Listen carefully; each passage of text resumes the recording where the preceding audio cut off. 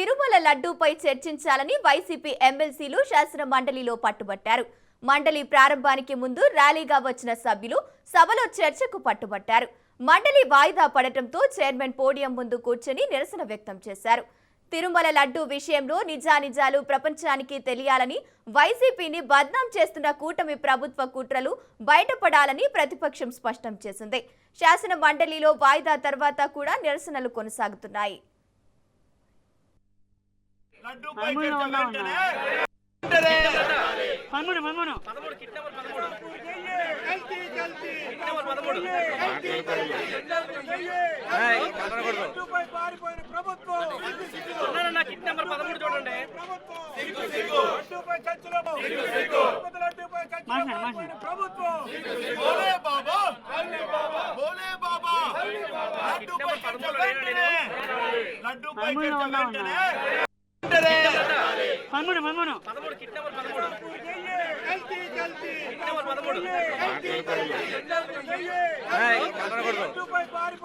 ఉద్యాన పంటల్లో రాయలసీమను ప్రపంచంలోనే నంబర్ 1 గా చేస్తామని సీఎం చంద్రబాబు తెలిపారు.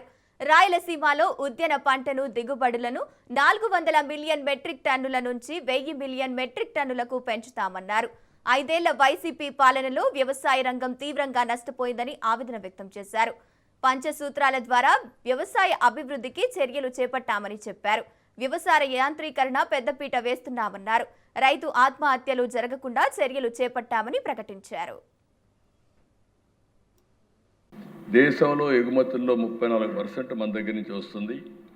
అందుకే అక్వా జోన్ని పెద్ద ఎత్తున అభివృద్ధి చేసి, ఇంత మునుపు మాయమాటలు చెప్తే ₹1.50 యూనిట్ కరెంట్ ఇచ్చి మళ్ళీ అక్వాని రివైవ్ చేసిన ఘనత ఎన్డీఏ ప్రభుత్వానికి దక్కిందని చెప్పి కూడా నేను మీకు తెలియజేస్తున్నాను. దీంతో నాకు ఏమాత్రం అనుమానం లేదు.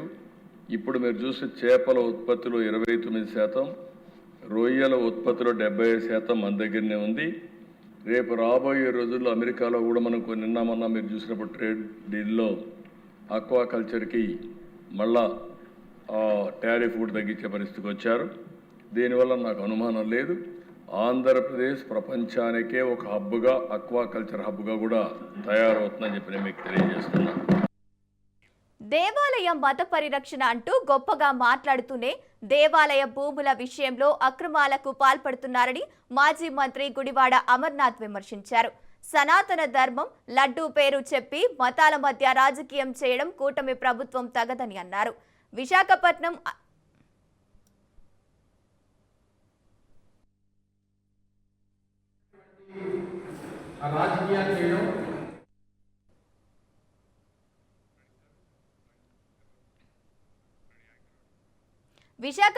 అనకాపల్లి నడిబొడ్డున ఉన్న కన్యకా పరమేశ్వరి దేవాలయ భూములను ప్రైవేటు వ్యక్తులకు కేటాయించేందుకు ప్రయత్నిస్తుందని ఆరోపించారు. దేవస్థానం ఆధీనంలో ఉన్న భూముల విలువ 100 కోట్ల రూపాయలు ఉంటుందని అన్నారు. దేవాలయ భూముల్ని ప్రైవేటు పరం చేస్తే సహించేదే లేదని ప్రభుత్వాన్ని హెచ్చరించారు అమర్నాథ్.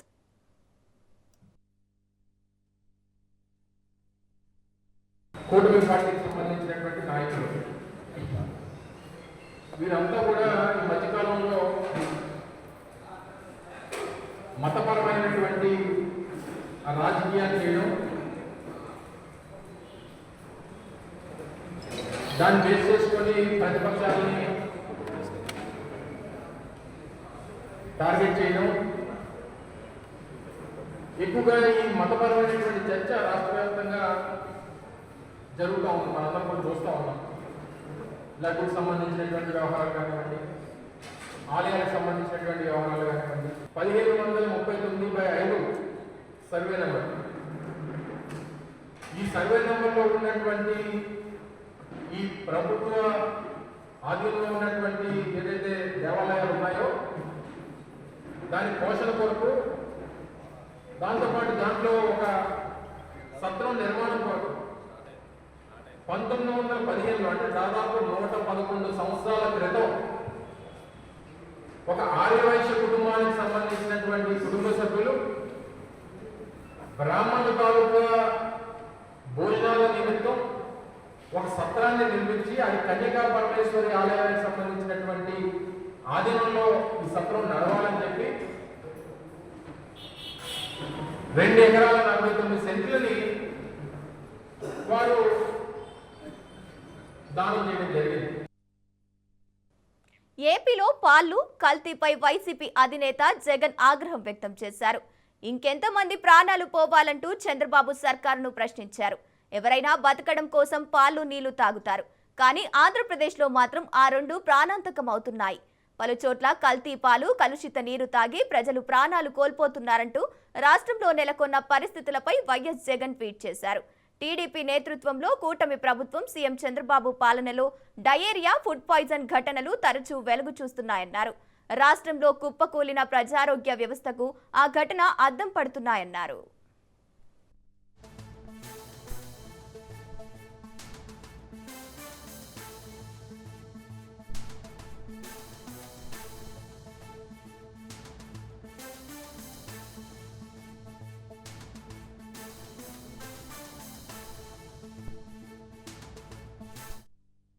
కేజ్రీవాల్ కు బిగ్ రిలీఫ్. లిక్కర్ స్కామ్ లో ఆయన్ను కోర్టు నిర్దోషిగా ప్రకటించింది.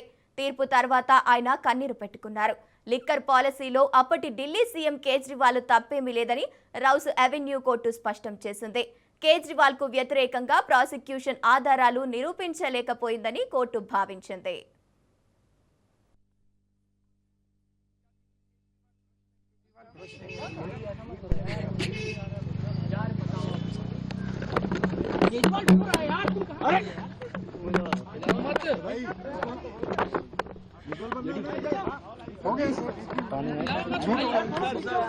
संभालिए सर, अपने आप संभालिए, हिम्मत सर, ये केजरीवाल भ्रष्ट नहीं है। मैंने केवल अपनी जिंदगी में ईमानदारी कमाई है। इन्होंने झूठा केस लगाया और आज ये साबित हो गया। कोर्ट ने कहा है कि केजरीवाल कट्टर ईमानदार है, मनीष सिसोदिया कट्टर ईमानदार है, आम आदमी पार्टी कट्टर ईमान जाती थी केजरीवाल भ्रष्ट है, केजरीवाल भ्रष्ट है।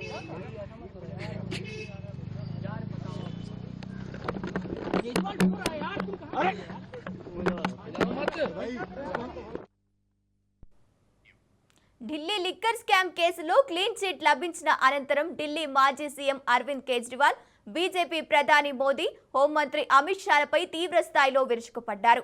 ఆప్ని నాశనం చేసేందుకు కుట్ర పన్నారని ఆరోపించారు. దమ్ముంటే ఢిల్లీలో వెంటనే అసెంబ్లీ ఎన్నికలు నిర్వహించి ప్రజాభిప్రాయం తెలుసుకోవాలని కేంద్రానికి సవాల్ విసిరారు. తప్పుడు కేసులలో తనను ఆప్ నేతలు ఇరికించినందుకు మోదీ, షా ధ్వజం ఢిల్లీ ప్రజలకు క్షమాపణ చెప్పాలని ఆయన డిమాండ్ చేశారు. ఇదొక తప్పుడు, కల్పిత, పూర్తిగా నిరాధారమైన కేసని, అందుకే న్యాయ విచారణలో నిలవలేకపోయిందని అన్నారు. मैंने जिंदगी में केवल ईमानदारी कमाई है, मैंने जिंदगी में केवल इज्जत कमाई है। एक नया पैसा नहीं कमाया मैंने अपनी जिंदगी में। इन लोगों की तरह नहीं हूं मैं। मैंने जिंदगी में एक नया पैसा नहीं कमाया, केवल ईमानदारी कमाई है। और ये उस ईमानदारी के ऊपर चोट करना चाहते थे, उसके लिए इन्होंने षड्यंत्र रचा था। आज कोर्ट के ऑर्डर के बाद ये साबित हो गया देश के सामने, केजरीवाल कट्टर ईमानदार है, मनीष सिसोदिया कट्टर ईमानदार है, संजय सिंह कट्टर ईमानदार है, दुर्गेश कट्टर ईमानदार है, आम आदमी पार्टी कट्टर ईमानदारी है। हम नहीं कह रही है, कोर्ट ने सारे देश के सामने बोला है। कई लोग ये कहते हैं जेल से आने के बाद केजरीवाल चुप क्यों हो गया, केजरीवाल गायब हो गया, केजरीवाल कहाँ गया। मैं कोई नेता नहीं हूँ, मैं कोई पॉलिटिशियन नहीं हूँ। पॉलिटिशियन को फर्क नहीं पड़ता, उनको 4 गाली दे दो, मोटी चमड़ी होती है उनकी। मैंने जिंदगी में केवल ईमानदारी कमाई है। मेरे को जब कोई बेईमान बोलता है मुझे फर्क पड़ता है। मेरे को जब जेल भेजा जाता है, मेरे परिवार के ऊपर ताने मारे जाते हैं, मेरे को फर्क पड़ता है। केजरीवाल को फर्क पड़ता है।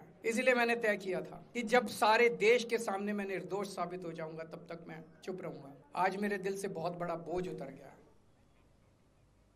దేశవ్యాప్తంగా సంచలనం సృష్టించిన ఢిల్లీ మద్యం విధానం కేసులో తెలంగాణ జాగృతి అధ్యక్షురాలు కవితకు భారీ ఊరట లభించింది.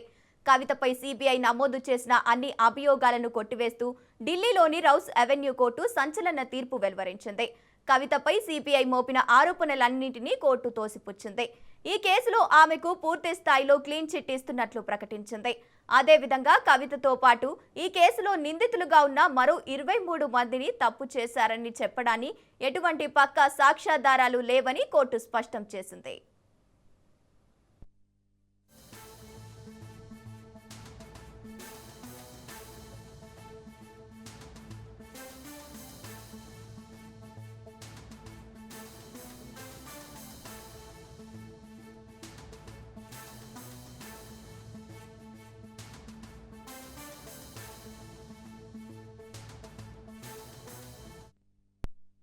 ఢిల్లీ లిక్కర్ కేసులో క్లీన్ చిట్ పై కవిత స్పందించారు. రాజకీయ దురుద్దేశంతోనే ఈ కేసు పెట్టారని కవిత తెలిపారు. తనకు అండగా నిలిచిన వాళ్ళందరికీ కృతజ్ఞతలు తెలిపారు. ఈ కేసు నుంచి కడిగిన ముత్యంలా బయటకు వచ్చానని, తనకు తల్లిదండ్రులు, అత్తామామలు అండగా నిలిచారన్నారు. సోషల్ మీడియాలో అనేక ట్రోల్స్ చేశారన్నారు.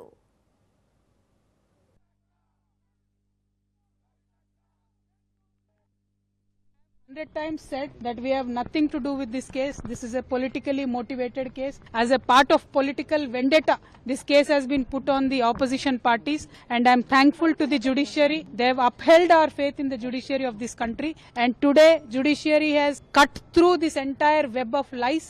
They have seen right through it, and very transparently judiciary today has upheld our beliefs, and we are very, very, very thankful to the judiciary. And once again I want to say, through the difficult times, many of Jagruti Karyakartas came to Delhi. The poorest of the poor Karyakartas stood with me. My family stood with me. My kids have become more and more stronger with a greater resolve for me to serve the public, and I'm very, very thankful to everybody who stood by me in that difficult situation. Once again I want to say only one thing, that this was a web of lies, and the judiciary has cut right through it with this. See, fundamentally, not only me, KCR Garu himself has time and again said that this is a vendetta on BRS party, this is a vendetta on KCR Garu. That has been reflected on Kavita, and I have also time and again said it is a false case, it is a politically motivated case, and as I said, judiciary has seen through the web of lies, cut through them. But here the point is, like the brother has asked, who will account for the time that I lost with my kids? Who will account for the time that I've lost with my family? Liquor case వల్ల తన ఫ్యామిలీకి తీవ్ర నష్టం జరిగిందన్నారు కవిత. ఈ కేసులో clean chit వచ్చినందుకు న్యాయ వ్యవస్థకు ధన్యవాదాలు తెలిపారామె. మీరు ఇచ్చిన బలంతోనే జైల్లో 5.5 ఏళ్లు గడిపానని గుర్తు చేశారు. ఇక 2 నెలల్లో కొత్త పార్టీ పెట్టబోతున్నానని, దేవుడి ఆశీర్వాదంగానే ఈ తీర్పు వచ్చిందని భావిస్తున్నానన్నారు కవిత. పార్టీ పెట్టబోయే 2 నెలల ముందు తీర్పు రావడం మంచి పరిణామమని, తనకు ప్రకృతి సహకరిస్తుందన్నారు కవిత. నేను స్వయంగా 5.5 నెలలు కుటుంబానికి, పిల్లలకు, అందరికీ దూరంగా ఉండడం, ఆ బాధ, అవమానం, జరిగినటువంటి వ్యక్తిత్వ హననం, అవన్నీ కూడా ఎన్ని కోట్ల రూపాయలు ఇచ్చినా అది తిరిగి వచ్చేటటువంటి విషయం కాదు. ఎంత సమయం జరిగినా ఆ నష్టం మాకు, మా కుటుంబానికి జరిగిందన్నమాట వాస్తవం. ప్రత్యేకించి మా అమ్మకు, మా నాన్నకు, మా అత్తమ్మకు, మా మామయ్యకు, మా మొత్తం భర్త తరఫున కుటుంబానికి అందరికీ కూడా నేను హృదయపూర్వకంగా ధన్యవాదాలు తెలియజేస్తున్నాను, పాదాభివందనాలు తెలియజేస్తూ ఉన్నాను. మీరు ఇచ్చినటువంటి బలంతోనే ఆ జైల్లో 5.5 నెలలు కూడా నేను పిల్లలు లేకపోయినా కన్నీళ్లు దిగమింగుకొని కర్తవ్యాన్ని గుర్తు చేసుకొని గడిపినానని చెప్పి ఈ సందర్భంగా తెలియజేస్తున్నా. రేపు 2 నెలల్లో నేను కొత్త పార్టీ పెట్టబోతా ఉన్నా. ఆ దేవుడు ఆశీర్వాదంగానే ఇవాళ తీర్పు వచ్చిందని చెప్పి నేను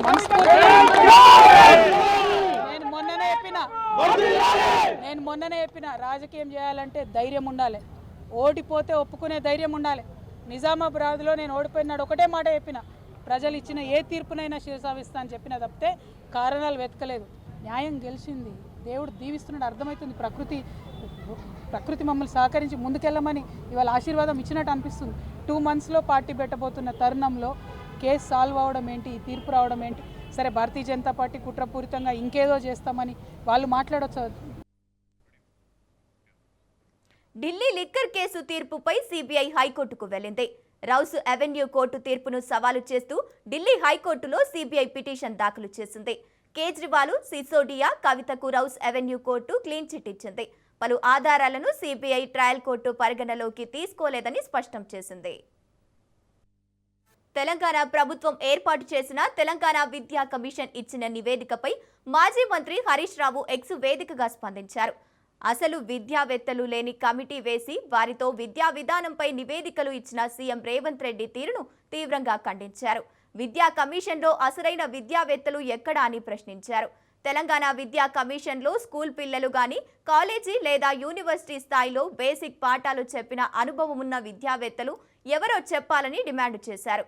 జర్నలిజం, మాస్ కమ్యూనికేషన్ బ్యాక్గ్రౌండ్ ఉన్న 2 ప్రొఫెసర్లు మినహా ఎడ్యుకేషన్లో పీహెచ్డీ చేసిన వాళ్ళు కానీ, స్కూల్ సిలబస్ తయారీలో కోర్ సైన్స్ సబ్జెక్టులో పట్టున్న వాళ్ళు కానీ ఒక్కరైనా ఉన్నారని పేర్కొన్నారు.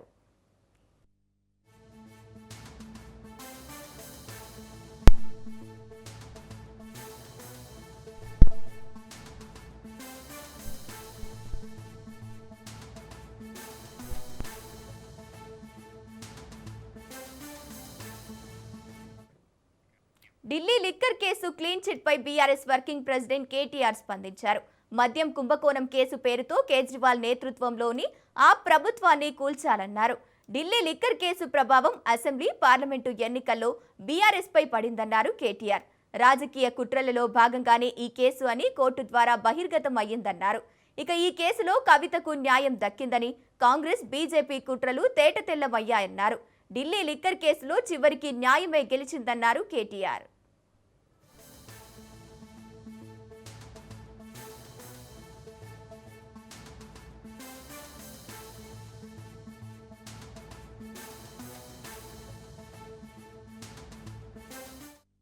ఎర్రవెల్లి ఫామ్ హౌస్ లో కేసీఆర్ తో కేటీఆర్ సమావేశమయ్యారు. రాజ్యసభ ఎన్నికల్లో బీఆర్ఎస్ పోటీ చేస్తుందా లేదా అనే దానిపై సస్పెన్స్ కొనసాగుతుంది. మార్చి 5వ తేదీతో రాజ్యసభ ఎన్నికల నామినేషన్లకు చివరి తేదీ ఉండటంతో సమాలోచన చేస్తున్నారు. ప్రస్తుతం బీఆర్ఎస్ పార్టీకి 27 మంది ఎమ్మెల్యేలు ఉన్నారు. బీఆర్ఎస్ నుంచి కాంగ్రెస్ పార్టీలో 10 మంది ఎమ్మెల్యేలు చేరారు. కాంగ్రెస్ లో చేరిన ఎమ్మెల్యేలు గూడెం అసంతృప్తిగా ఉన్నారు. పార్టీ మారిన ఎమ్మెల్యేలను ఇరుకున పెట్టాలని గులాబీ పార్టీ భావిస్తోంది.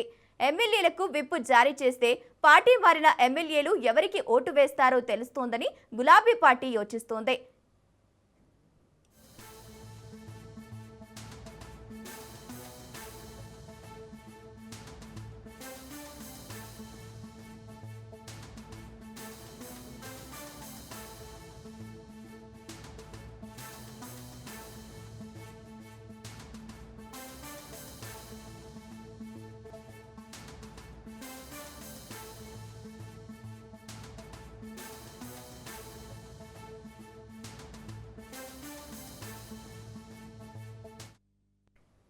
ఎర్రవెల్లి ఫామ్ హౌస్ లో కేసీఆర్ తో కేటీఆర్ సమావేశమయ్యారు.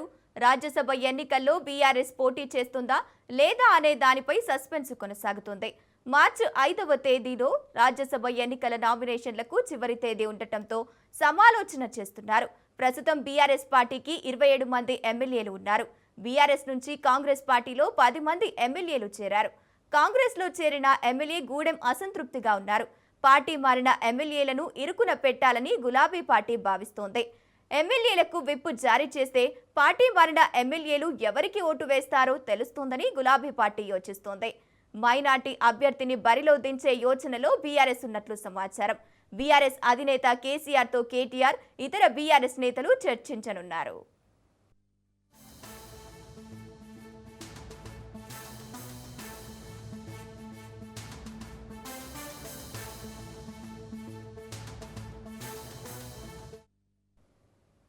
దశాబ్దాల పాటు సాయుధ పోరాటంలో ఉన్న మావోయిస్టు అగ్రనేతలు సచివాలయంలో సీఎం రేవంత్ రెడ్డిని కలిశారు. తాము భవిష్యత్తులో ప్రజాస్వామ్య పద్ధతుల్లో రాజకీయ ప్రయాణం చేయబోతున్నట్లు నేతలు సీఎంకు వివరించారు. లొంగిపోయిన నేతలకు ప్రభుత్వం ప్రకటించిన పునరావాస ప్యాకేజీలు, వారికి మరియు వారి కుటుంబాలకు కల్పించాల్సిన భద్రతపై ముఖ్యమంత్రితో చర్చలు జరిపారు. జనజీవన స్రవంతిలోకి వచ్చిన వారు చట్టబద్ధంగా ఏ కార్యక్రమాలైనా చేసుకోవచ్చని సీఎం రేవంత్ రెడ్డి వారికి భరోసా ఇచ్చారు. అయితే ఎక్కడైనా చట్టం ఉల్లంఘిస్తే చర్యలు తప్పవని సున్నితంగా హెచ్చరించారు.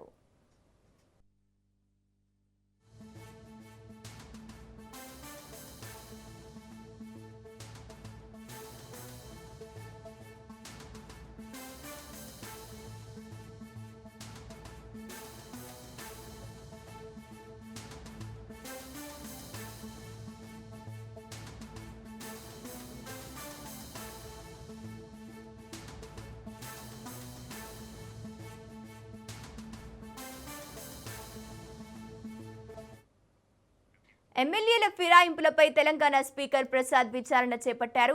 ఎమ్మెల్యే దానం నాగేందర్ కేసులో వాదనలు పూర్తయ్యాయి. దానం తరపున ఆయన అడ్వకేట్ విచారణకు హాజరయ్యారు. ఆధారాలపై దానం నాగేందర్ అఫిడవిట్ దాఖలు చేయలేదు. స్పీకర్ ఇరు వర్గాల వాదనలను మార్చి 2న విననున్నారు. తదుపరి విచారణ స్పీకర్ మార్చి 2కు వాయిదా వేశారు.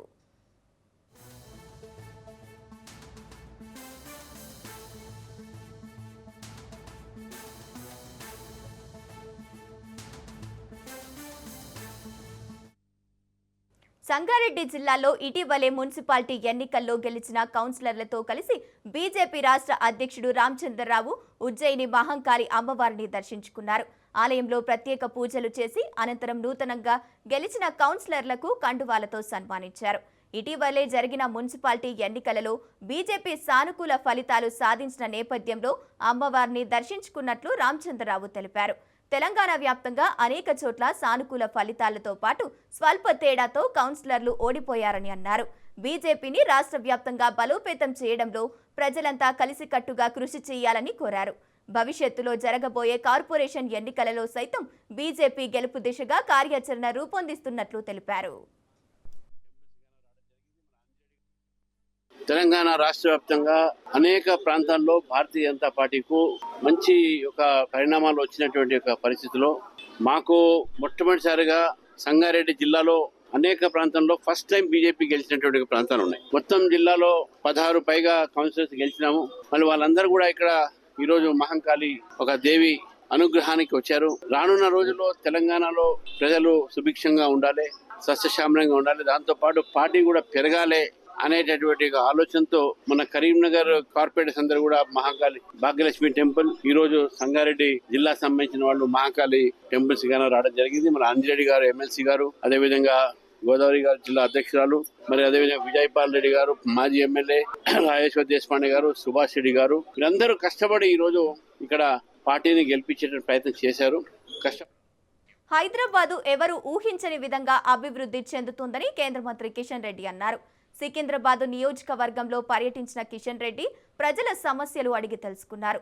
మౌలిక సౌకర్యాల కల్పనలో గత ప్రభుత్వం, ఈ ప్రభుత్వం కూడా ఎక్కడ వేసిన గొంగడి అక్కడే అన్న చందంగా మారిందని ఆరోపించారు. నీటి సమస్య, డ్రైనేజీ సమస్య అన్నీ అలాగే ఉన్నాయని, వీధి దీపాల కోసం కార్పొరేటర్లు ధర్నా చేసే దుస్థితి ఏర్పడిందని కిషన్ రెడ్డి దుయ్యబట్టారు. మెట్రోను కిషన్ రెడ్డి అడ్డుకుంటున్నారని సీఎం ఆరోపిస్తున్నారు. 2 ఏళ్లు కాలయాపన చేసి ఇప్పుడు పంపించారని తెలిపారు. మెట్రో 3వ దశకు ప్రధాని మోదీ సానుకూలంగా ఉన్నారని కిషన్ రెడ్డి స్పష్టం చేశారు. మెట్రోకు సంబంధించినటువంటి విషయంలో మోడీ గారి అధ్యక్షతన క్యాబినెట్ పాస్ కావాలి, క్యాబినెట్ అప్రూవల్ కావాలి. అంతవరకు లేనేలేదు. ఇంతవరకు డీటెయిల్ ప్రాజెక్ట్ రిపోర్ట్ లేనప్పుడు కానీ తెల్లకాగితం మీద మెట్రో ఎవరు ఇవ్వదు.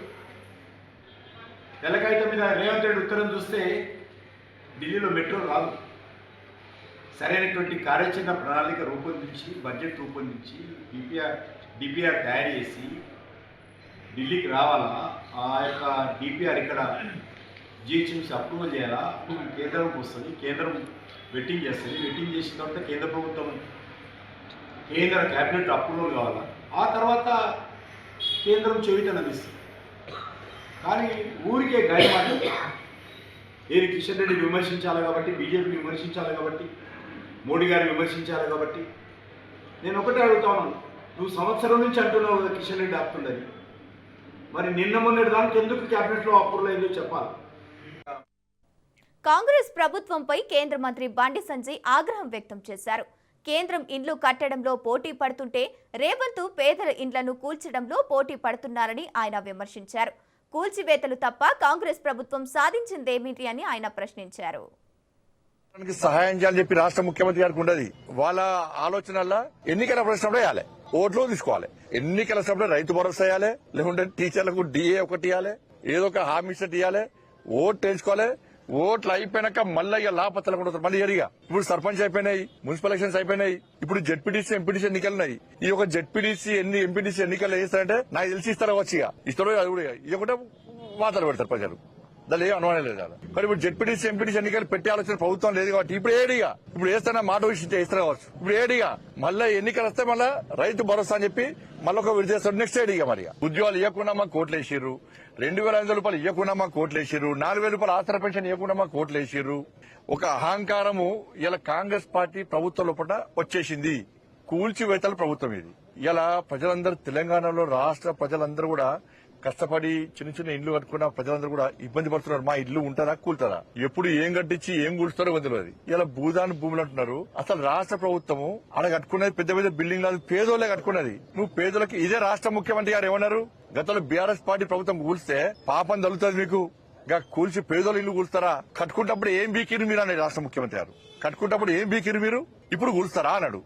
నేను ఇప్పుడు అడుగుతున్నా, ఇప్పుడు కూల్చడానికి కారణమేంది? ముఖ్యమంత్రిగా లేనప్పుడు ఒక మాట, ముఖ్యమంత్రి ఉన్నప్పుడు ఒక మాట, ఇలా కాస్ట్లీ భూములు అంటే కాస్ట్లీ భూములు పేదోళ్ళు వాళ్ళు కాస్ట్లీ భూమి అని వేసుకోలే, వాళ్ళు ఇల్లు కట్టుకోలే, ఎప్పటి నుంచో తరతరాల నుంచి వాళ్ళు ఉంటున్నారు. వాళ్ళ ఇల్లు కూర్చోడానికి కారణం ఏంటి? ఏదో మీకు ఉండాలి కదా, ఏదో ఉండాలి కదా, మీ ఆలోచన ఏంది? ఏం లేదు, కబ్జాలు చేస్తారు దాన్ని. అలా మంత్రులు ఎమ్మెల్యేలు కలిసి మొత్తం రాష్ట్ర అంత మంత్రులు అందరూ కలిసి దాన్ని ఆక్రమించుకొని కమర్షియల్ కాంప్లెక్స్ ల పేరుతోని ఏదో పేరుతోని అయితే కమిషన్ తో కూడా వీళ్ళే కాంప్లెక్స్ కట్టుకుంటారు. దానికే వేరే ఏం లేదు.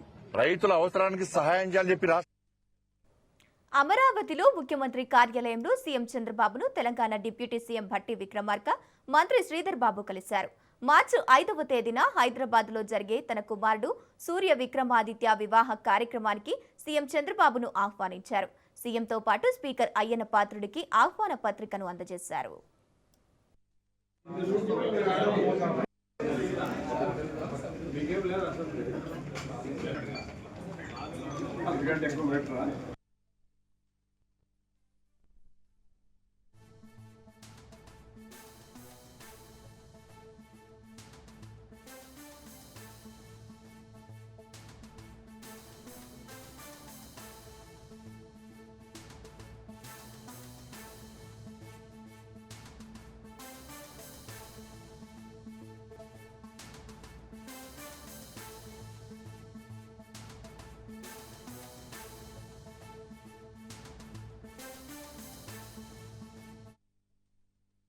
కోవూరులో మైనర్ బాలికపై జరిగిన అత్యాచారం హత్యను ఖండించడమే నేరమా అని కాకాని గోవర్ధన్ రెడ్డి ప్రశ్నించారు.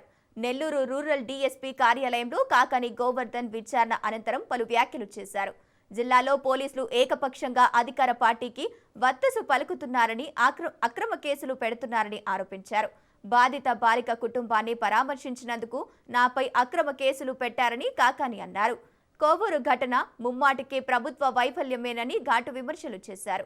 నిందితుల పట్ల ప్రభుత్వం ఉదాసీనతగా వ్యవహరిస్తోందని, మాపై ఎన్ని అక్రమ కేసులు బనాయించినా ప్రభుత్వాన్ని ప్రశ్నించడం మానుకునే సమస్య లేదని కాకాని గోవర్ధన్ స్పష్టం చేశారు.